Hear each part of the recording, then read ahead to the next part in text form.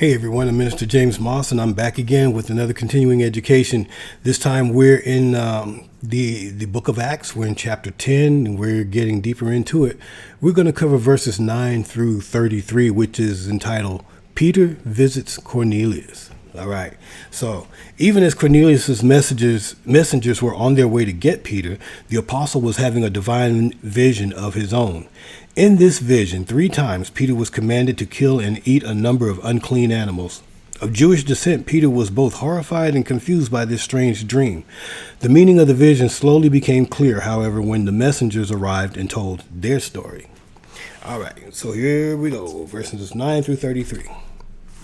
On the morrow, as they went on their journey and drew nigh unto the city, Peter went up on the rooftop or the housetop to pray about the 6th hour. And he became very hungry and would have eaten, but while they were made ready, he fell into a trance and saw heaven open and a certain vessel descending unto him, as it had been a great sheet knit at the 4 corners and let down to the earth, wherein were all manner of 4-footed beasts of the earth, and wild beasts, and creeping things, and fowls of the air.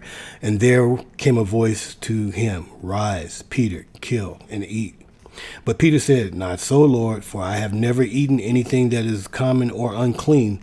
And the voice spoke unto him again the 2nd time, What God hath cleansed, that call not thou common. This was done thrice, and the vessel was received up again into heaven. Now, while Peter doubted in himself what this vision which he had seen should mean, behold, the men which were sent to Cornelius had made inquiry at Simon's house, and stood before the gate, and called and asked whether Simon, which was surnamed Peter, were lodged there. While Peter thought on the vision, the Spirit said unto him, Behold, 3 men seek thee. Arise, therefore, and get thee down, and go with them, doubting nothing, for I have sent them. Then Peter went down to the men which were sent unto him from Cornelius, and said, Behold, I am he whom ye seek. What is the cause wherefore ye are come?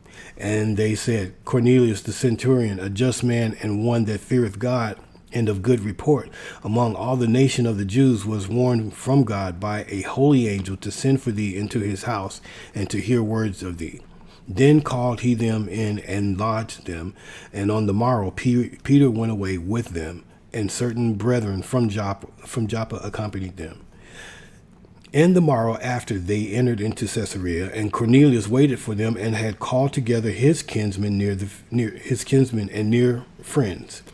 And as Peter was coming in, Cornelius met him and fell down at his feet and worshipped him. But Peter took him up, saying, Stand up, I myself also am a man.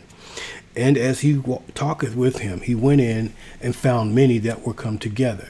And he said unto them, Ye know how that it is an unlawful thing for a man that is a Jew to keep company or come unto one of another nation. But God hath showed me that I should not call any man common or unclean. Therefore came I unto you without gainsaying. As soon as I was sent for, I asked therefore for what intent ye have sent for me. And Cornelius said, 4 days ago I was fasting until this hour, and at the 9th hour I prayed in my house, and behold, a man stood before me in bright clothing, and said, Cornelius, thy prayer is heard, and thine alms are had in remembrance in the sight of God. Send therefore to Joppa, and call hither Simon, whose surname is Peter. He is lodged in the house for one Simon a tanner by the seaside, who, when he cometh, shall speak unto thee. Immediately therefore I sent to thee, and thou hast well done that thou art come. Now therefore are we well here? Are we well here present before God to hear all the things that are commanded of thee? All right. That are commanded of thee of God, or commanded thee of God.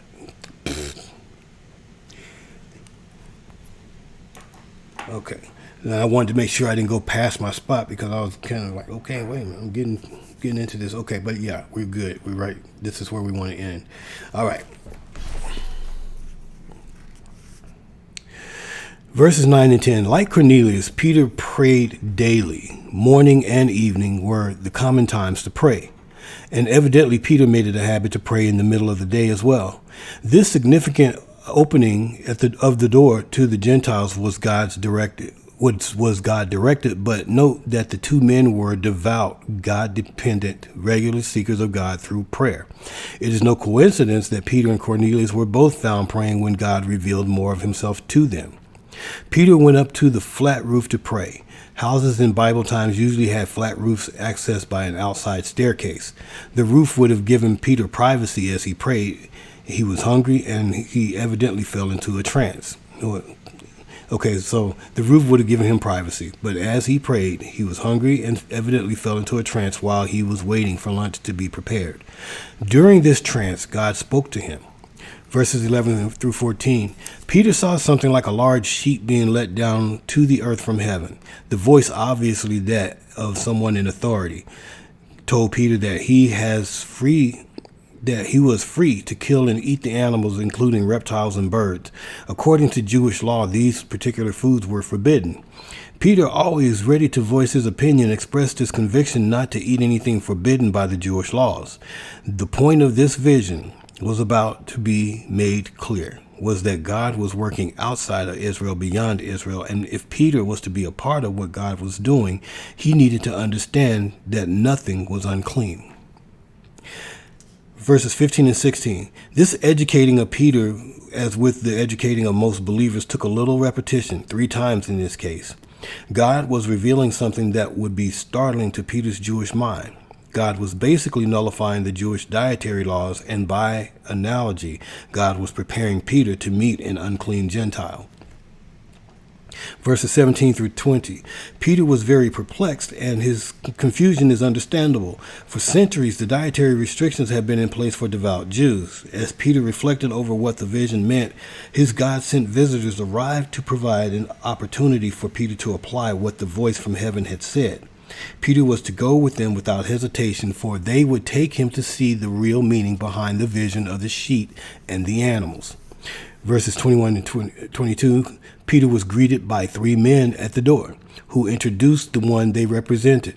Cornelius' godly character had obviously built him a good reputation. Peter was informed of the heavenly message that Cornelius had received, and he recognized it as being somehow related to his own.